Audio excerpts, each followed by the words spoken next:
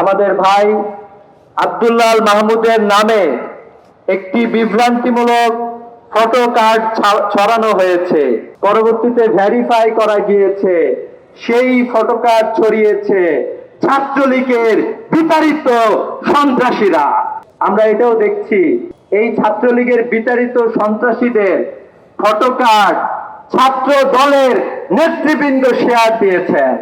আমরা এটাও দেখলাম কি কুরুচিপূর্ণ একটি ফটো কার্ড তারা ছড়াইছে, যেটা অলরেডি প্রমাণিত হয়েছে। বিভিন্ন ফ্যাক্ট চেকিং গ্রুপ এটা প্রমাণ করেছে যে এটা একটা ভুয়া ফটো কার্ড ছাড়া হয়েছে। আমরা এখনো দেখতে পাচ্ছি এ ধরনের কুরুচিপূর্ণ ফটো কার্ড এখনো ছাত্র দলের অসংখ্য নেতাকর্মীর প্রোফাইলে ঘুরে বেড়াচ্ছে। আমরা মনে করি যে আপনারা হইলেন, মানে আপনাদের প্রতি বলার মতো ভাষা আমাদের নাই। এরকম নোংরা ফটো কার্ড যাদের প্রোফাইলে থাকতে পারে তাদের ব্যক্তিত্ব নিয়ে আমাদের প্রশ্ন ওঠে।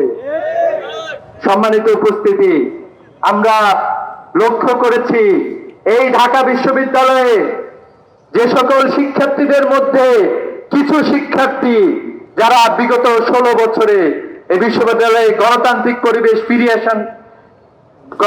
পরিবেশ নিশ্চিত করার জন্য কাজ করে গিয়েছেন, সাংবাদিক ভাইদের উপরেও হামলা করা হয়েছে।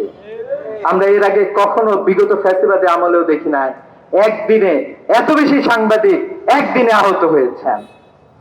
আমরা এখনো দেখতে পাচ্ছি ডাকসুর নেতৃবৃন্দ যারা আব্দুল্লাহ আল মাহমুদকে বাঁচানোর জন্য গিয়েছিল শাহবাগ থানায়, তারাও আহত হয়েছে।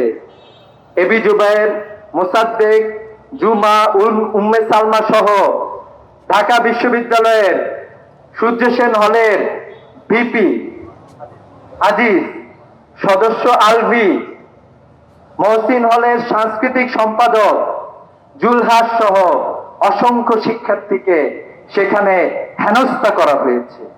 জুলাইয়ের পরে আমরা বলেছিলাম আমাদের ক্যাম্পাসে এরকম হেনস্থার দিন শেষ হয়ে গিয়েছে। অতীতে আমরা দেখেছি গেস্টরুম গণরুমে ফার্স্ট ইয়ারের জন্য একটা আতঙ্কের পরিবেশ তৈরি করা হইতো। আমরা বলছিলাম যে সেই অধ্যায় আমরা শেষ করে এসেছি, কিন্তু আমরা দেখলাম আবারও বিভিন্ন হলে আদু ভাইদেরকে তুলে বিভিন্ন হলে মব ক্রিয়েট করে হলগুলোকে অশান্ত করার কার্যক্রম তারা শুরু করতে যাচ্ছে।